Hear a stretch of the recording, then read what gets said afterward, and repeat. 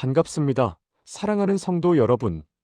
오늘도 하나님의 은혜가 여러분의 삶에 가득하시길 소망합니다. 영상을 시작하기 전에 우리 마음을 모아 잠시 좋아요와 구독을 누르며 이 말씀이 더 많은 이들에게 흘러가도록 동참해 주시겠습니까? 자, 이제 우리 함께 마음을 모아 기도로 오늘 공부를 시작하겠습니다. 시작 기도. 참 좋으신 하나님 아버지, 오늘도 우리를 말씀의 자리로 불러주시니 감사합니다.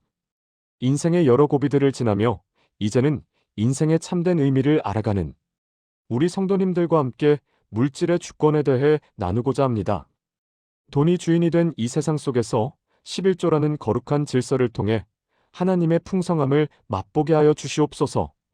이 시간 성령께서 우리의 눈과 귀를 열어주시길 간절히 소망하며 예수 그리스도의 이름으로 기도드립니다. 아멘.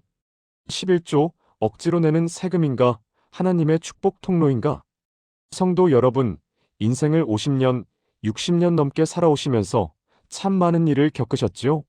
자식들 키우고 집 한 칸 마련하느라 피땀 흘려 일해오신 그 세월을 하나님은 다 알고 계십니다.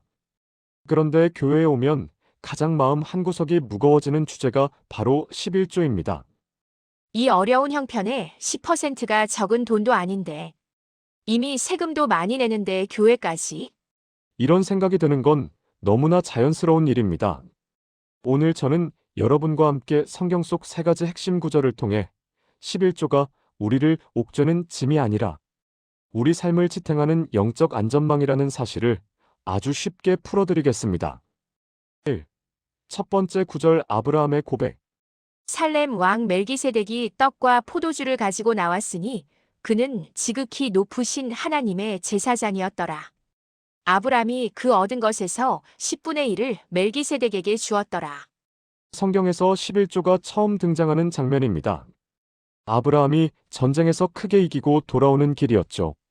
이때 멜기세덱이라는 신비로운 제사장이 나타납니다. 아브라함은 자기가 목숨 걸고 싸워 얻은 전리품의 10%를 그에게 줍니다. 현대적 비유로 볼까요? 여러분, 만약 여러분이 정말 힘든 비즈니스 협상을 성사시켰거나 평생을 바친 직장에서 퇴직금을 받았다고 칩시다. 그때 이 모든 성과가 내 능력 때문이 아니라 보이지 않는 곳에서 나를 도우신 분 덕분입니다라고 인정하며 감사의 표시를 하는 것과 같습니다. 마치 국가대표 선수가 금메달을 따고 나서 감독님과 응원해주신 국민 덕분입니다라며 상금의 일부를 기부하는 마음과 비슷하죠. 영어 원문 포인트 여기서 10분의 1은 히브리어로 마하세르 메이에스이알입니다. 영어로는 타이드라고 하죠. 이 단어의 깊은 뜻은 단순히 숫자 10이 아니라 나의 모든 소유의 근원이 하나님께 있다는 인정 레커그니션의 의미가 담겨 있습니다. 11조는 내 주머니에서 나가는 지출이 아니라 내 삶의 승리가 하나님으로부터 왔음을 증명하는 승전 보고서입니다. 두 번째 구절 하나님의 파격적인 약속. 사람이 어찌 하나님의 것을 도둑질하겠느냐? 만군의 여호와가 이르노라 너희의 온전한 11조를 창고에 들여 나의 집에 양식이 있게 하고 그것으로 나를 시험하여 내가 하늘 문을 열고 너희에게 복을 쌓을 곳이 없도록 붙지 아니하나 보라. 말라기 시대의 이스라엘은 경제적으로 매우 어려웠습니다. 가뭄이 들고 메뚜기 떼가 창궐했죠. 그러다 보니 사람들이 먹고 살기도 바쁜데 무슨 11조야? 라며 하나님께 드리는 걸 중단했습니다. 그때 하나님이 던지신 말씀은 충격적입니다. 나를 시험해 봐라 테스트미. 현대적 비유로 볼까요? 여러분, 요즘은 다들 구독 서비스 하나쯤은 이용하시죠? 넷플릭스나 유튜브 프리미엄 같은 거요. 그런데 11조는 그런 서비스 이용료가 아닙니다. 오히려 종잣돈 시드머니에 가깝습니다. 농부가 내년 농사를 지으려면 배가 고파도 씨앗은 먹지 않고 남겨두어야 합니다. 11조는 내 인생의 밭에 내년에도 내후년에도 은혜의 비가 내리게 하는 거룩한 종자입니다. 하나님은 지금 네가 그 씨앗을 내 손에 맡기면 내가 내 인생이라는 밭의 수문을 열어주겠다라고 파트너십을 제안하시는 겁니다. 영어 원문 포인트 플러드 게이츠 어브 헤번 하늘의 수문. 그냥 문이 아니라 댐의 문을 여는 것 같은 거대한 폭포수 같은 복을 의미합니다.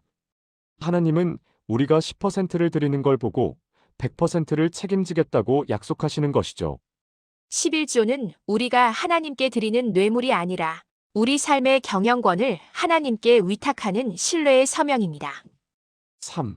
세 번째 구절 예수님이 강조하신 본질. 화 있을진저 외식하는 서기관들과 바리새인들이여 너희가 박하와 회향과 근체의 11조는 들이되 율법에 더 중한 바 정의와 긍휼과 믿음은 버렸도다. 그러나 이것도 행하고 저것도 버리지 말아야 할지니라. 예수님 당시 바리새인들은 아주 지독했습니다. 부엌에서 쓰는 조그만 향신료 풀잎까지 하나하나 세어서 10분의 1을 바쳤어요. 그런데 정작 마음속에는 가난한 이웃에 대한 사랑이나 하나님을 향한 진심은 없었습니다. 예수님은 그걸 지적하시면서도 중요한 말씀을 하셨죠.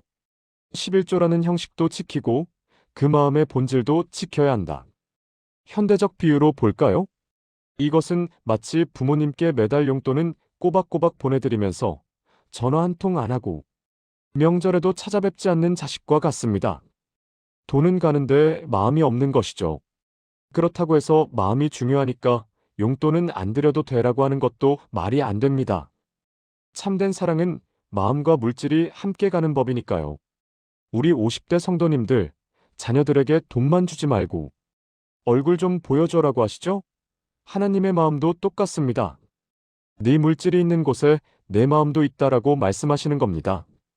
영어 원문 포인트 더 WEIGHTIER 메터즈 오브 더로 율법의 더 중대한 가치.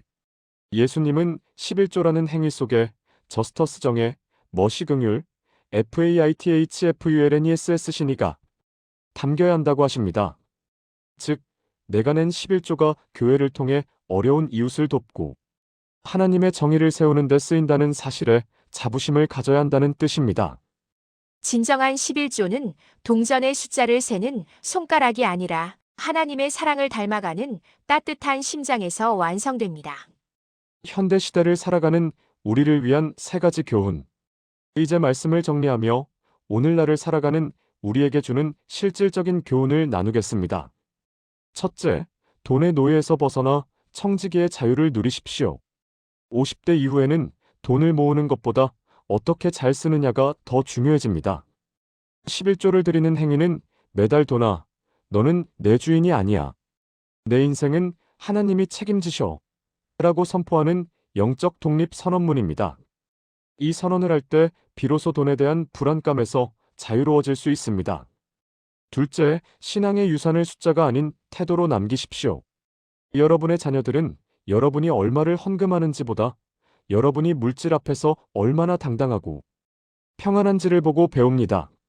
우리 부모님은 어려운 중에도 하나님 몫을 구별하셨고, 그래서 하나님이 우리 가정을 지켜주셨다는 이 살아있는 간증이 자녀에게 줄 수 있는 가장 큰 유산입니다.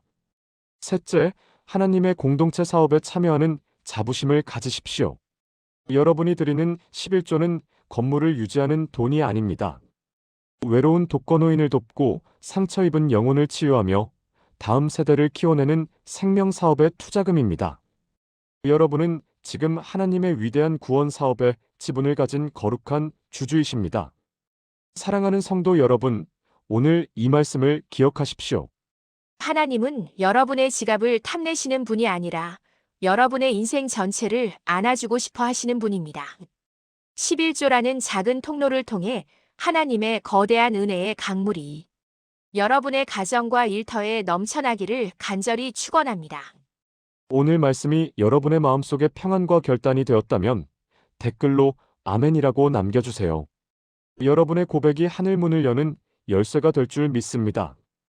은혜로우신 하나님, 오늘 11조를 통해 물질의 주권을 회복하는 비결을 배웠습니다. 때로는 부족해 보이고 아까운 마음이 들 때도 있지만 그때마다 우리를 먹이시고 입히신 하나님의 신실하심을 기억하게 하옵소서. 우리 성도님들의 손길이 닿는 곳마다 복이 되게 하시고 이들의 노후가 하나님의 풍성함 속에서 부족함 없게 인도하여 주시옵소서. 예수 그리스도의 이름으로 기도드립니다. 아멘.